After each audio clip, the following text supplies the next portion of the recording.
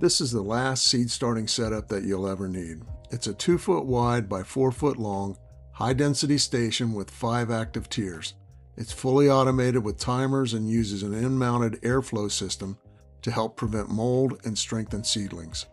Here is the exact build breakdown in less than 3 minutes. The core is a standard 48 by 24 by 72 inch wire shelving unit. I use 5 shelves for growing and the top shelf for storage. Lighting is key, so I use Barrina T5 4-foot 6500K LEDs. I mounted 3 strips per shelf based on a high-intensity microgreens lighting specification. The lights for the lower 3 shelves are supported by their own cords and zip ties. For the top 2 shelves, I use DIY PVC brackets and jack chain to create adjustable height lighting.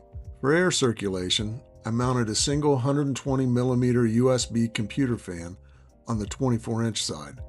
This generates a wind tunnel effect across the 4-foot rack, drying the soil surface to prevent damp off and strengthen the seedlings. The bottom shelf has 2 fans since they're sold as a pair. The lights run on a simple mechanical timer. The fans run 24/7 via USB. For germination, I use a heat mat on the top active shelf controlled by a digital thermostat. The temperature probe goes into the soil cell.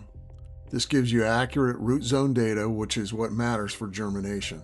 I placed a waterproof plastic liner on every single shelf. This prevents water from dripping down on the lights below and onto the floor as well.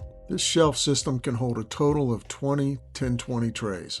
If you want to build one for yourself, check out the link in the description for all the parts and pieces.